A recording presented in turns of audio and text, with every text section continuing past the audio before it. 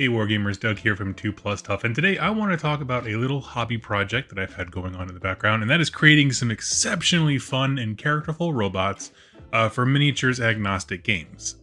I did all this in order so that I could have robots to play the game Space Station Zero, created by Snarling Badger Studios, which you can find a link to in the description down below.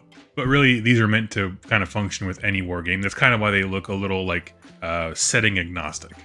Now, it all began by me finding this online. If you're not familiar with Space Station Zero, basically they have like organic threats and mechanical ones, so like robots, and then biological could be monsters, zombies, whatever you want it to be. And I didn't have like a bunch of robots, like even when I play like in 40k, or I have like a Tyranid bunch of stuff, that's about it. Nothing really like mechanical. So I was looking online on Amazon and I found this huge tube of toys that are just toy robots.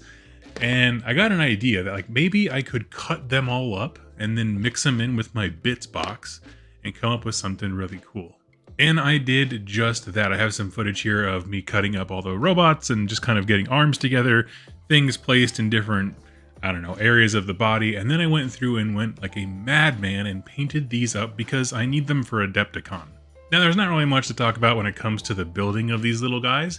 I just took these robots from this tube, which again, I'll have a link to down below. I will warn you though, don't open this tube until you are ready for this project, because there is no way using known Newtonian physics to get them all back in the tube.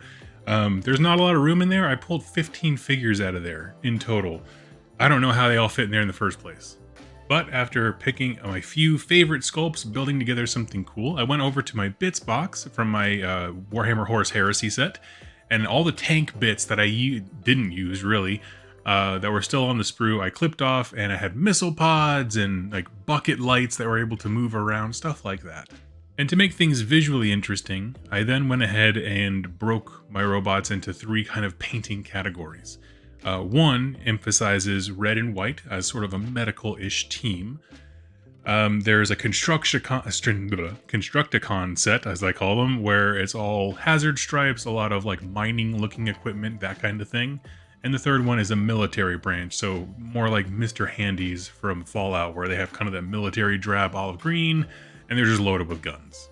All in all, this tube cost, like, I think it's $22 or something like that.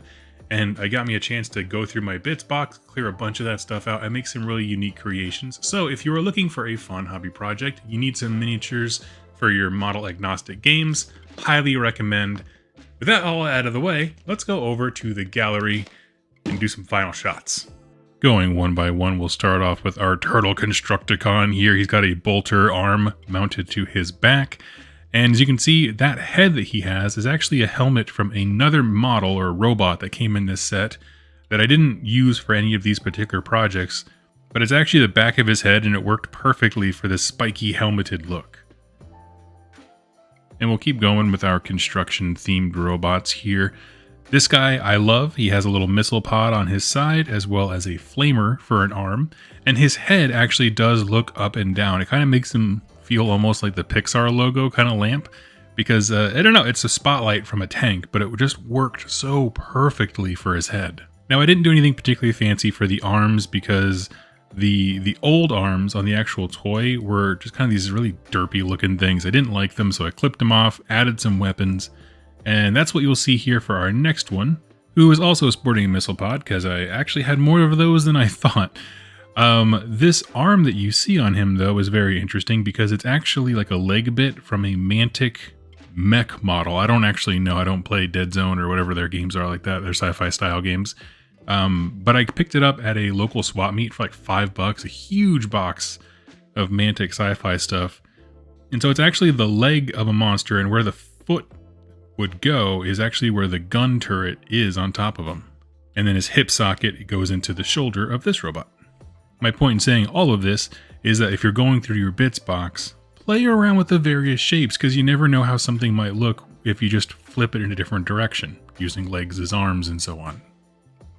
With our Constructicons out of the way, let's move into our medbay bots. I like the idea of like medical personnel robots kind of going haywire and trying to kill people. It's something that showed up in the video game Prey that I always thought was really interesting. And so this line kind of reflects that. We have here first our little guy with treads, just kind of meant to be an observational Dr. Robot. If you can see here on the sides though, this is kind of what the arms looked somewhat like on the old bots, but they didn't look good with the those chassis. I added a little dangling cord on the back of him to make it look like he had ripped himself out of the wall socket. But this one actually is one of my favorites for being as simple as it is. There's really not a lot to talk about him, not a lot of guns, nothing else.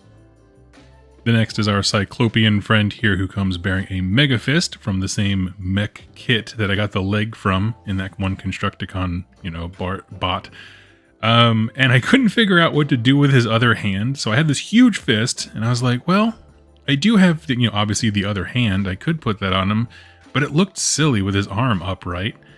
And I thought, no, that's not going to do. So I just put a knife at the end of it, and honestly, I kind of like it. So just punch, punch, punch, stab, stab, stab. His head is actually the cap for a spray bottle, I think it's like glass cleaner spray bottle, a little spritz bottle.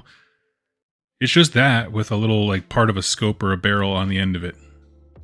But I kind of wanted to do a sort of a minimalist junk bucket looking guy.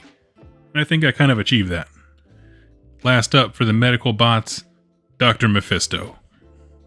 He's very simple. I didn't change a whole lot from his body type. The legs, the torso, most of the arms are the same. All I did was clip off what was there for his head and put another spotlight on there because I really liked it. It added a lot of character and they can look up and down and it's just super fun. And this is where I decided to add the other fist rather than the other guy. So I don't know, maybe he's just a proctology bot or something like that. But again, I wanted my medical bots to, in general, seem less threatening. The guy who's just walking around with a basic knife for his hand might be the rule that breaks that. But, going into the last category of military bots, these are all started with dark drab greens and kind of built up from there. First one here is another one of those turtle bots, but instead of just one cannon on the side, he's got two little pea shooters, one bolter and one kind of, I think it's actually a melta gun. And I pulled off his head as well, but rather than putting an armored kind of construction-y looking helmet, I went and put on a las cannon. Or some kind of cannon looking thing. Which makes sense. He's a four-legged walking gun platform. Next up, we have another one of these little sentry bots that are very simple and minimalist in their design. I popped this one's head off as well, and instead of putting the bucket light, like on the medical version, this is actually a bit that comes from a terrain set from Mantic, and I think if you hold it upside down, it's supposed to be like a hanging plant, but I clipped the hanging parts off, put it upside down, and it looks like kind of a siren, and I did the same thing for one of my Fallout cars, and I absolutely love it. So again, just play with the various shapes that you have in your bits box.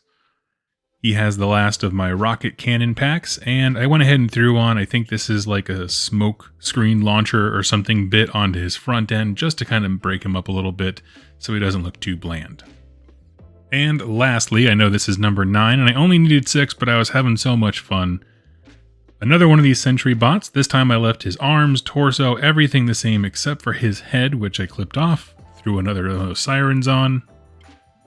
But this time, he also has a gun that comes from that same mega robot kit from Mantic. I think this was an option that you could have had, either it was one of the fist arms or this gun, I don't really quite know.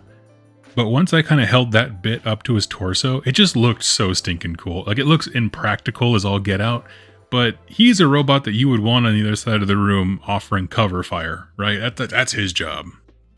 Now, the point of all this was to, one, show you what I've been working on in the background. I've been away from the camera for a bit, so I wanted to show you that hobby has continued, and I'm still excited about a lot of different things.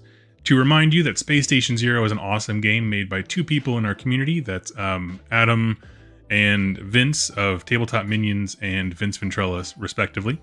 And it's just an awesome game. Go check it out. I'm going to be at Adepticon playing at it. I think they only have one event this year, so I'll be there if you want to look that up. Come visit and say hi.